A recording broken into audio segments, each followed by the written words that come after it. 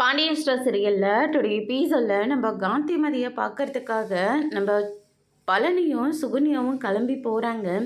என்னம்மா தீபாவளியெல்லாம் நல்லபடியாக போயிட்டுருக்கா அப்படின்னு சொல்லிட்டு கேட்கவும், அது எல்லாமே நல்லபடியாக போயிட்டு தான் இருக்குது அப்படின்ற மாதிரி சொல்லிடுறாங்க.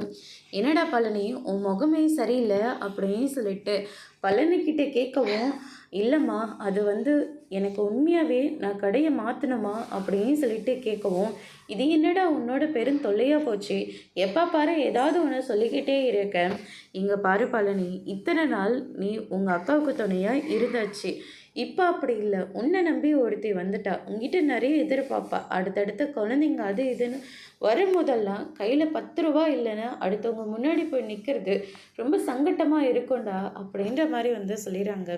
இதை கேட்ட உடனே பழனி இருந்துட்டு அவங்க அக்காவுக்கு சீர் செய்யும் போது கடை பணத்தில் தான் எடுத்து நீ சீர் செஞ்சியான்னு சொல்லிட்டு பாண்டியன் கேட்டது 1100 ரூபா பணம் குறைஞ்சும் போது நீ தான் அந்த பணத்தை எடுத்தியான்னு சொல்லி அப்பையும் பழனியை வச்சு கேட்டது. இப்படி ஒவ்வொன்றும் யோசிச்சுட்டே இருக்காரு.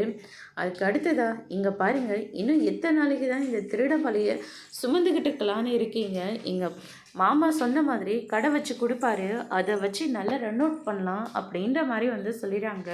பழனி இருந்துட்டு எல்லாரும் சேர்ந்து முடிவு எடுத்துட்டீங்க, இனிமேல் நான் சொல்கிறதுக்கு என்ன இருக்குது அப்படின்னு சொல்லிட்டு சுகன்யாவும் ஒரு பக்கம் சொல்லிடுறாங்க.